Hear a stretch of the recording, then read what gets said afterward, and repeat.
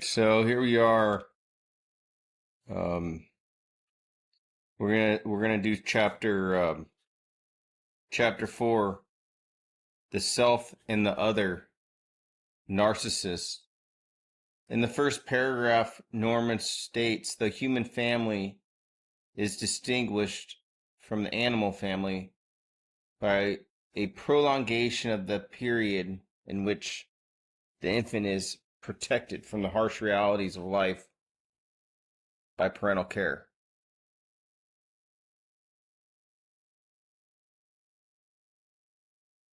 In this sheltered situation, the erotic potentialities of human nature blossom, but blossom in an unearthly atmosphere divorced from the realities of human life.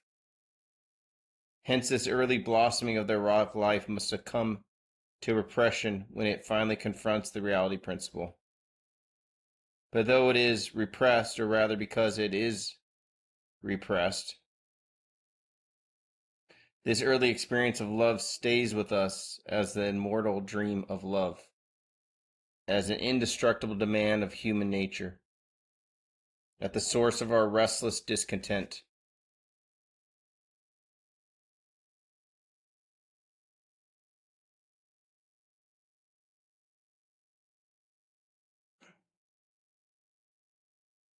The infantile experience to which our dreams return is an experience of pleasure, so that a return to the pleasure principle is an indestructible demand of human nature, but is a return to the pleasure principle, all that human nature demands. From the Freudian point of view, this question is the same as to ask whether infantile sexuality involves anything over and beyond pleasure.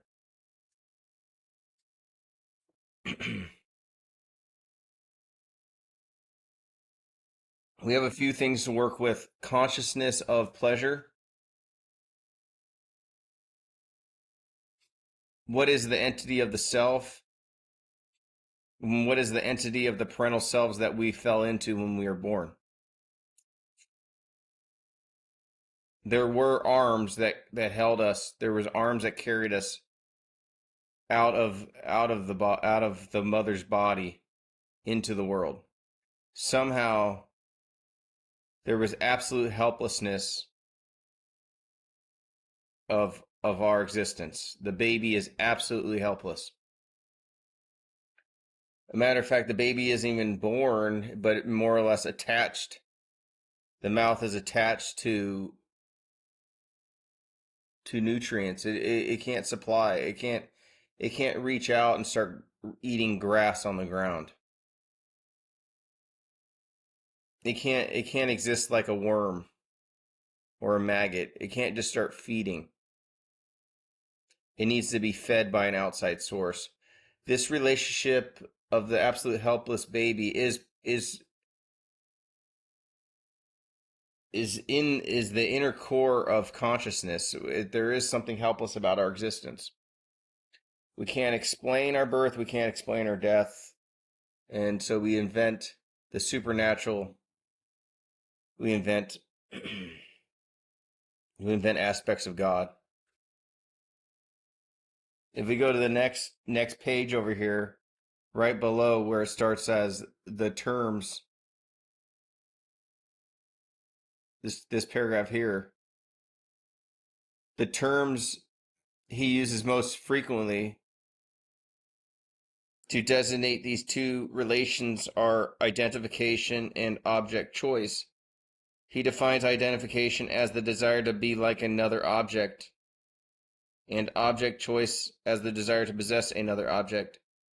He usually writes as if identification is the mode in which children love their fathers, while object choice is the mode in which they love their mothers.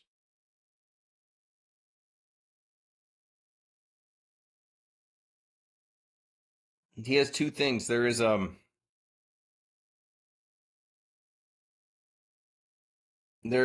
there is the idea of being like another object, and then there's actually the cannibalistic becoming of the other object. The consuming, the killing of the object, the replacement of the object with us. So let's say there's something out there that's possessing the object we would like. The thing that we would do is we would want to be the thing that is possessing the object that we like. The way we could do that is kill that object and swap our existence with their existence. That'd be object choice.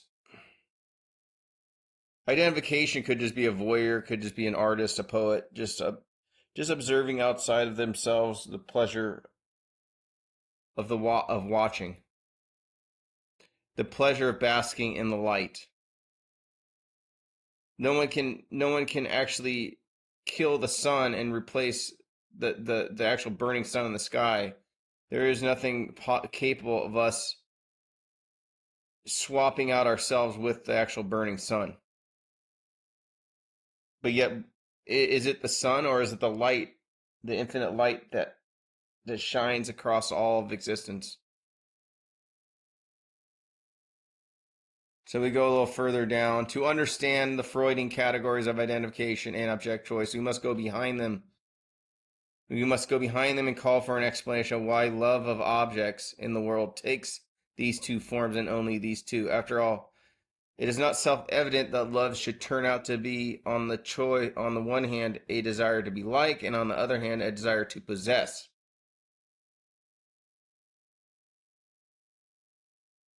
There has to be a confusion in possession and the ability to actually consume. There is something in the possession that we would like to actually swallow it whole so that no one else can get it. Best way to do that is to shove it in your mouth and swallow it. The best way to do that is to actually consume it so intimately that you murder it. That would be the excess of possession. Would be to strangle, to swallow, to cut up and eat the thing that we most want to possess.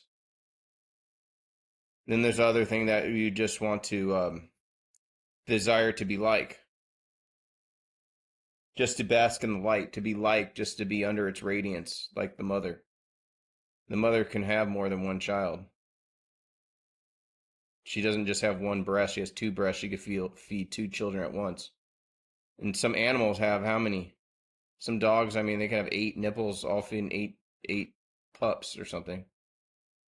So let's keep going. Starting from the axiom that the love of objects in the world is modeled on the primal love of the child for the mother, Freud claims that the child's relation to the mother is first and foremost a relation of dependence on the mother for survival. The path to the mother is established first of all by elementary economic needs. In the terminology of Freud's earliest pair of basic instincts, the sexual instinct follows a path to an object marked out for it by the self-preservation instinct. Freud therefore calls object choice, modeled on the primal pattern of love of the mother, leaning up against the non-sexual instinct of self-preservation. The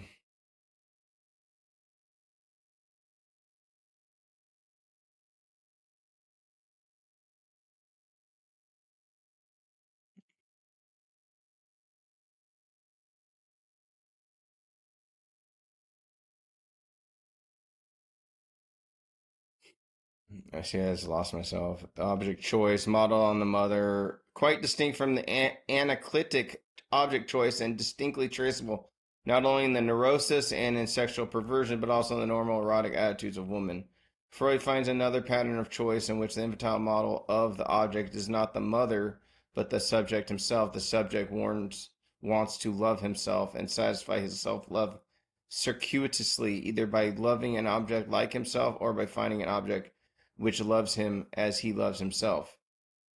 Relating the second type of love to child's general love of himself and his own body, Freud calls the second relation to objects narcissistic. Thus, in some of his writings, he uses the term narcissistic object choice and anaclitic object choice, corresponding to his later terminology of identification and true object choice or object cathexis.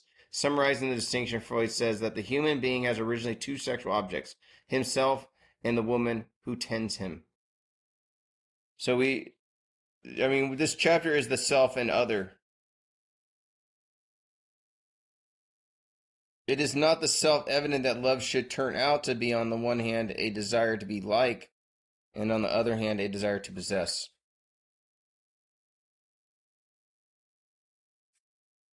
Go a little further. Let's see here. I mean, we're dealing with what is the self and what is this desire, the libidinal instinct of being tended for. So there's the outside tending. We go back to the being born into the world and being cared for and receiving that care. So I'll be right here where it says, furthermore, Freud's own analysis of possessive love, object choice, and its primal model, love of the mother, shows that its erotic aim is not possession but union with the object, union which is hardly distinguishable from his own category of identification. He derives identification from the desire for union with the world in the form of incorporation after the primal model of the relation of the child to the mother's breast. So once again, there's just this thing being born and the mouth's open, and then the feeding of the mother's breast, the nutrients. What is one more in love with? The contentment of being filled with the nutrients that is lacking, the pleasures of the lips actually working, the suction of the mouth, of the baby's mouth, to actually swallow, to actually take in the nutrients,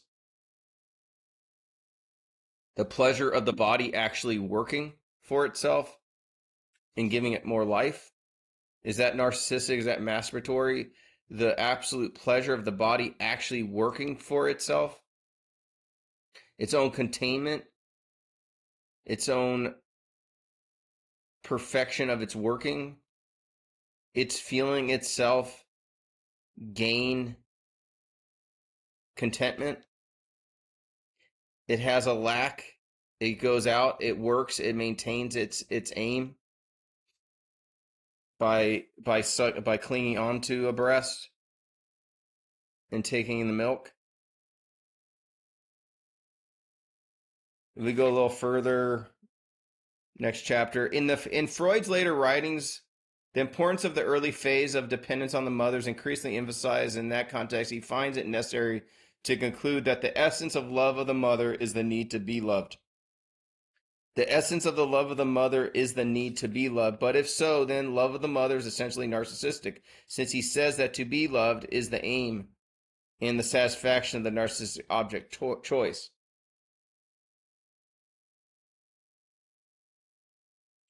So there is once again, there is the pleasure of this program working. You look out, you see something ignoring you, it now attends to you. It tends to you. It's depending on you to actually care for you. There's a tending. The mother's tending. The essence of love of the mother is the need to be loved. But if so, then love of the mother is essentially narcissistic, since he says that to be loved is the aim and the satisfaction of the narcissistic object choice. Let's go to the next page. Right here where it says to become one with objects in the world, Freud himself repeatedly drew attention to the interchangeability of identification and object choice to explain the self-punishment and melancholia, and also the self-punishing instruction of the superego. He postulated that we give up love object choice only on condition of making identification with the lost object. This process, which replaces an object choice with an identification, is easier to comprehend if we abandon the notion that the two are irreducible duality.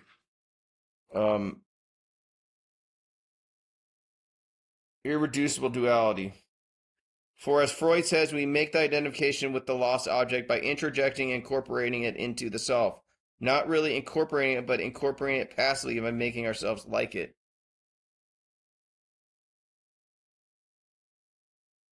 There is something very interesting of this body vibrating, pulsating with being. It has a boundary, which is the surface of the body. its nerve endings. If we think for a second, we can locate ourselves in a room, in a space, but then there's this infinity outside of all of us. Things come into existence, we desire them, we don't desire them, we make contact with them, and we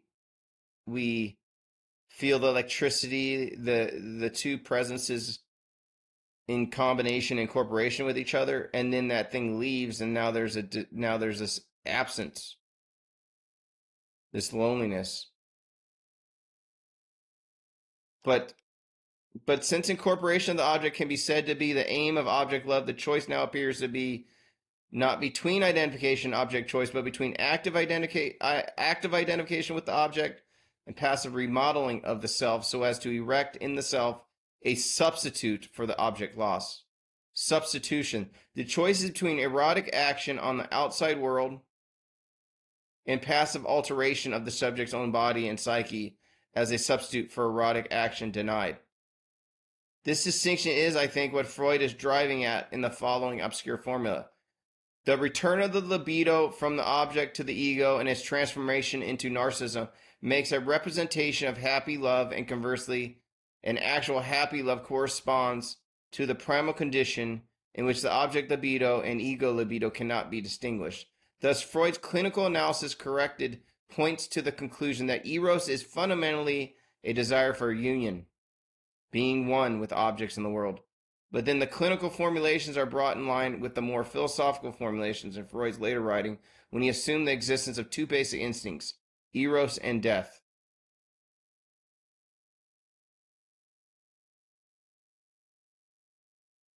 From the time that he wrote Beyond the Pleasure Principle, he preferred to define the aim of eros as unification or seeking union. There is an obvious affinity between the doctrine of eros and certain intuitions adumbrated in the philosophic, poetic, and religious tradition.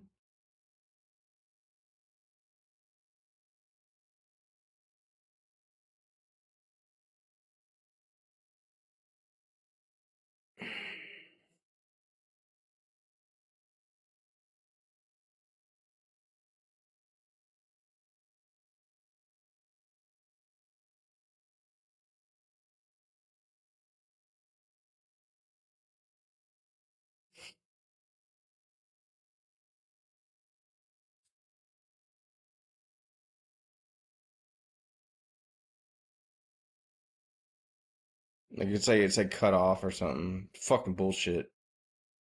Fuck technology, man. Fucking fed up with this shit. See, it doesn't even show the page number. 43.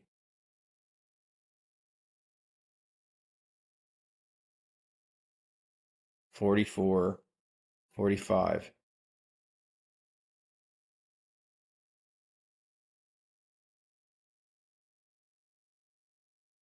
Tradition, but a result of his failure to discard the distinction between identification and object choice.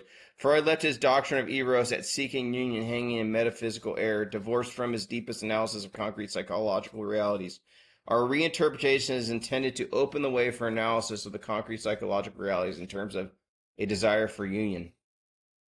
That's just a bunch of long-winded bullshit. Let's try to get to the root of it, if this stupid program can work. There's something right here with the bodies. Our problem then is, how does the desire for pleasurable activity of one's own body lead to other bodies? How does the desire for pleasurable activity of one's own body lead to other bodies? The answer is contained in Freud's doctrine of the peculiar ego structure, the sense of one's relation to the outside world, which is developed in infancy and which, like the rest of infantile sexuality, is repressed but never abandoned in the adult. In the unreal protected situation of human infancy, the infant develops an unreal sense of reality. Reality is his mother, that is to say, love and pleasure. Infantile sexuality affirms the union of the self with the whole world of love and pleasure. Who cares? The inseparable connection of the ego with the external world. It becomes loved, but also incorporates into the ego. At the top of the page right here, where love originates. Love originates in the capacity of the ego to satisfy some of its instincts autoerotically through obtaining of organ pleasure. It is primarily narcissistic, is then transferred to those objects which have been incorporated in the ego, now much extended and express the motor strivings of the ego after these objects as source of pleasure. Thus, the human libido is essentially narcissistic, but it seeks a world to love as it is loved, loves itself. There's a paradox. There's something paradoxical about the self and how it cannot exist without other people. There needs to be an audience. For me, in doing these lectures, this camera itself is an audience. The fact that there's a timer on this, that I'm being recorded each second, is an audience. I'm aware of each second being recorded. Like earlier when I couldn't find this place of the book and I got pissed off, I was aware of that. If I didn't have this recorder on, I wouldn't have acted that way. So there is this relationship. If we keep going, I want to go down to St. Augustine. It is the human ego that carries the search for a world. A search for a world to love. A search for a world to love, or rather, this project in the unconscious stratum of the ego guides human consciousness in its restless search for an object that can satisfy its love.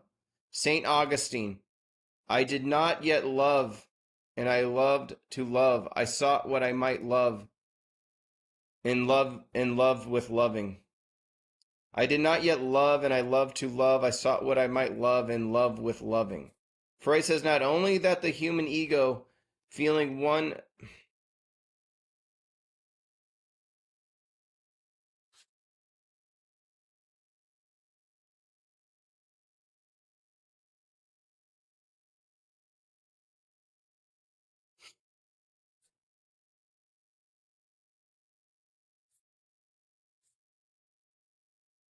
I mean, how do I lose my place like this?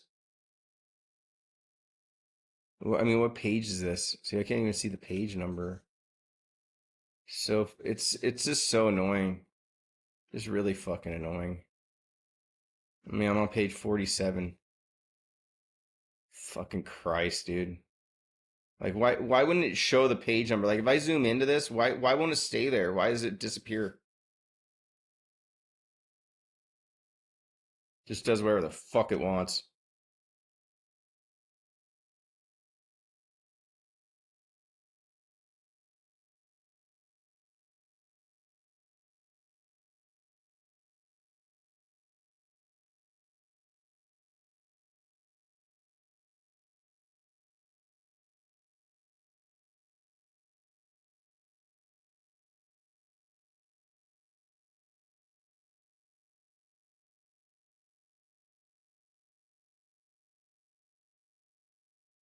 I sought what I might love, in love with loving. Freud says not only the human ego feeling once embraced the whole world, but also that eros drives the ego to recover that feeling. The development of the ego consists in a departure from primal narcissism and results in a vigorous attempt to recover it. So in primal narcissism, the self is at one with the world of love and pleasure. Hence, the ultimate aim of the human ego is to reinstate what Freud called limitless narcissism and find itself once more at one with the whole world in love and pleasure. The erotic energy in the ego is in unconscious pure pleasure ego project, and hence the pure pleasure ego is in conflict with reality ego until reality and pleasure can really meet and create what Ferenczi called the erotic sense of reality. Eros, as a force in the human ego, seeks to affirm a world of love and pleasure. Affirmation as being a substitute for union belongs to Eros.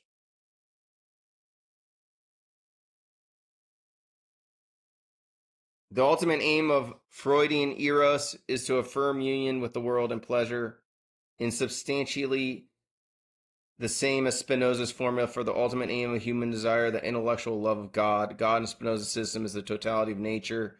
He defines love as pleasure, together with the idea of an external cause, the source of the pleasure, adding that it is a property of love to will a union with the beloved object, in the sense that the satisfaction lies in the presence of the beloved object. Hence, for Spinoza, the ultimate aim of human desire is to unite with the world in pleasure, and as in Freud, this is the ultimate aim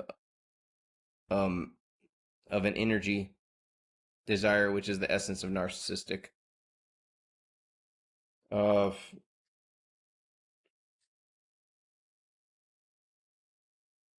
Let's go to the end of this thing.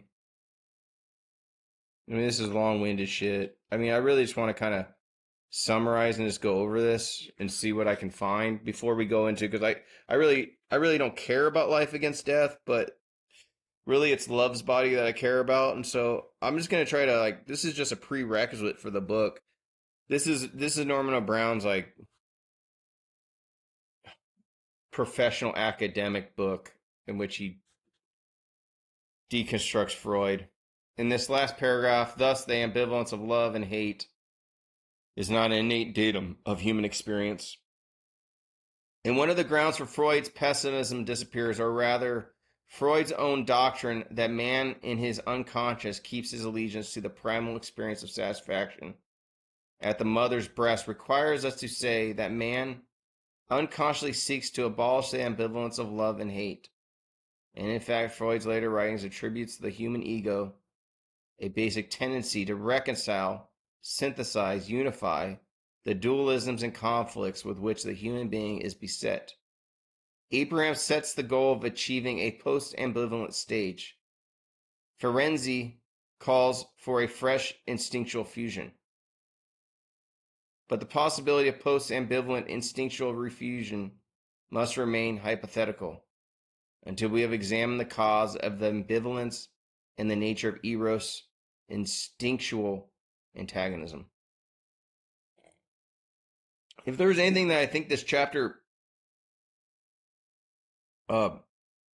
takes in, the self and the other, it's this practice, this Zen practice of meditation. There's something when we're aware that everything is coming from our center out, and that we aren't responsible for anything outside there, but we are completely responsible about how it sits, how reality sits within us through our senses. And then even once it sits within our senses, we process and arrange it in a way of mood. The whole world out there is in its hum, in its buzz. It's completely unified in its aggression. It's completely unified in its superficiality.